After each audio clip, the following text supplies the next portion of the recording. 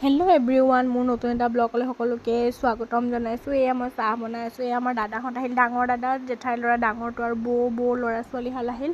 এই সকলোকে চাহ দিলে। দাদাই মিঠাই আনিলে, ময়ো জেলপি আনিলোঁ। সকলোকে চাহ তাহ দি চাহ তাহ খাই আজৰি হৈ এয়া ছোৱালীৰ পৰা খেলিছে দেই, ভাল পাইছে আৰু ককায়েকৰ বাইকখনত খেলিছে, কাৰণ গোটেইকেইটা সমনীয়াই আৰু তেনেকৈ চাহ তাহ খাই। আৰু দাদাৰ ল'ৰাটো খুব ঠাণ্ডা দেই, একদম আগতে বহুত দুষ্ট আছিল, কিন্তু এতিয়া খুব ঠাণ্ডা আৰু সি ধুনীয়াকৈ খেলি আছে আৰু বহুত বুজি পায়ও আজিকালি।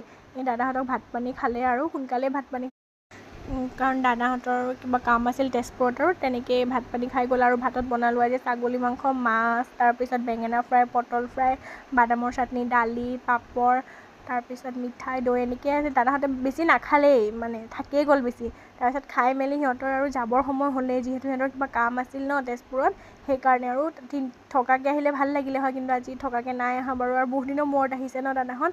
আৰু আজিকালিতো মানুহৰ চব, আৰু আজিকালি আগৰ নিচিনা দাদাহঁতো অকলশৰীয়া হ'ল ন, আজিকালি সময় নাই। আৰু মাৰো মনটো ভাল লাগিল, যিহেতু জেঠাই নাই, দাদাক বহুত দিনৰ মূৰত দেখিলে। তেনেকৈ খাই মেলি আৰু দাদাহঁত গ'লগৈ। আৰু মাতিছোঁ এদিন থকাকৈ আহিলে, থাকিলে ভাল লাগিলে হয়। এয়া খাই মেলি শেষত আৰু ফটো একপি উঠিলোঁ। ফটোটো আজিকালি উঠিবই লাগে ন, স্মৃতি হিচাপে ফটোকপি সদায় থাকি যায়। তেনেকৈ আৰু ফটো উঠি মেলি দাদাহঁত ভাত পানী খাই গ'লগৈ আৰু। বাই।